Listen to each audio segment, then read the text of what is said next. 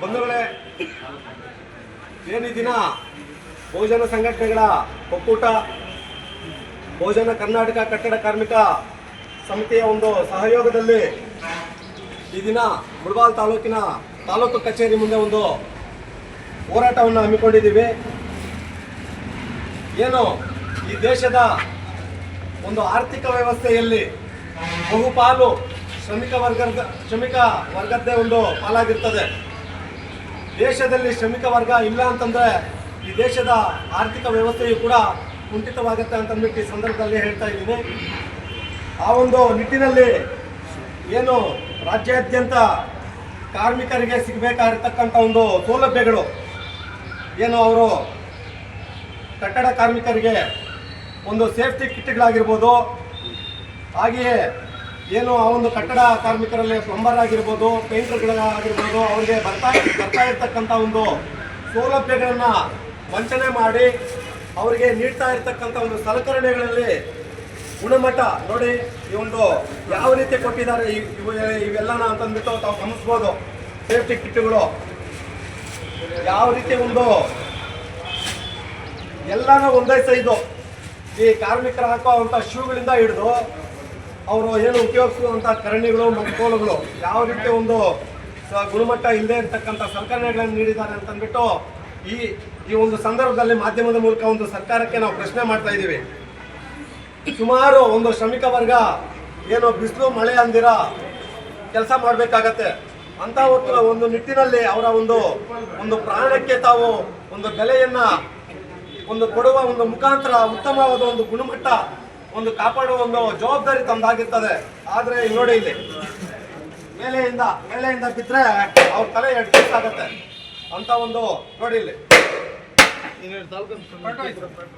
ನೋಡಿ ಸುಮ್ಮನೆ ಹೊಡಿತಾ ಇದ್ದೀನಿ. ಇಂಥ ಒಂದು ಸಲಕರಣೆಗಳನ್ನ ಉಪಯೋಗಿಸ್ಕೊಂಡು ಯಾವ ರೀತಿ ಅವರು ನೋಡಿ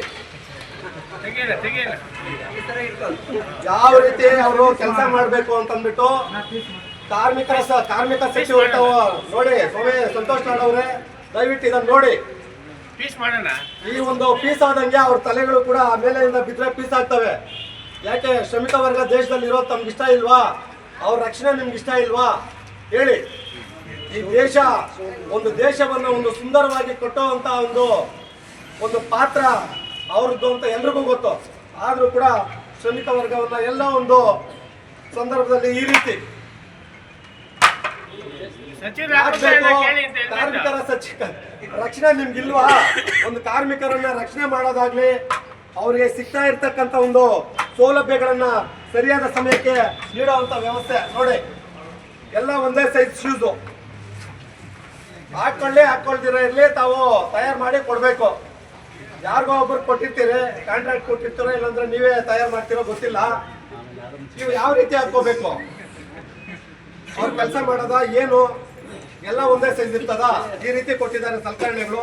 ಇನ್ನು ಹಲವಾರು ಒಂದು ಕಾರಣೆಗಳಾಗಿರ್ಬೋದು, ಮುಟ್ಟು ಹಿಂಗೆ ಒಂದು ಇಟ್ಟಿಗೆ ಇಟ್ಟು ಹಿಂಗೆ ಸಿಮೆಂಟ್ ಹಾಕೋ ಹೊತ್ತಿಗೆ ಮುರಿದೋಗತ್ತೆ ಅಂತ ಒಂದು ಸಲಕರಣೆಗಳನ್ನು ನೀಡಿದ್ದಾರೆ. ಜೊತೆಗೆ ಸುಮಾರು ಏನು ಒಂದು ನಿಜವಾದ ಕಟ್ಟಡ ಕಾರ್ಮಿಕರಿಗೆ ಇವತ್ತು ಸಿಗ್ತಾ ಇರ್ತಕ್ಕಂಥ ಸೌಲಭ್ಯಗಳು ಸಿಗ್ತಾ ಇಲ್ಲ. ಏನಾಗಿದೆ ಅಂತಂದ್ರೆ ಈ ಕಾರ್ಮಿಕ ಅಧಿಕಾರಿಗಳು ದಳ್ಳಾಳಿಗಳನ್ನ ಇಟ್ಕೊಂಡು ಕೆಲಸ ಮಾಡ್ತಾ ಇದ್ದಾರೆ. ಇವತ್ತು ನಿಜವಾಗಿ ಕೂಡ ಬಿಸಿಲು ಮಳೆಯಲ್ಲಿ ಕೆಲಸ ಮಾಡ್ತಾ ಇರ್ತಕ್ಕಂಥ ಒಂದು ಕಾರ್ಮಿಕರಿಗೆ ಇವತ್ತು ಅಧಿಕಾರಿಗಳು ಕೂಡ ಮೋಸ ಮಾಡ್ತಾ ಇದ್ದಾರೆ. ಸರ್ಕಾರದ ಉದ್ದಕ್ಕೂ ಏನು ಅಧಿಕಾರಿಗಳಿದೆ ಎಲ್ಲರೂ ಕೂಡ ಮೋಸ ಮಾಡ್ತಾ ಇದ್ದಾರೆ. ವಿದ್ಯಾರ್ಥಿ ವೇತನಗಳಿಗೆ ಅವರು ಆನ್ಲೈನಲ್ಲಿ ಅಪ್ಲಿಕೇಶನ್ ಹಾಕೊಂಡ್ರೆ ವರ್ಷ ಆಗ್ಬೋದು, 2 ವರ್ಷ ಆಗ್ಬೋದು, ಅವ್ರು ಬರಲ್ಲ. ಆದರೆ ಬೇರೆ ಸಂಘಟನೆಗಳು ಕಟ್ಕೊಂಡು ಅವರು ದುಡ್ಡು ಕಾಸು ಕೊಡೋರಿಗೆ ಬೇಗ ಅಲಾಟ್ಮೆಂಟ್ ಆಗುತ್ತೆ. ಸ್ಕಾಲರ್ಶಿಪ್ಸ್ ಆಗಲಿ ಇನ್ನೊಂದಾಗಲಿ.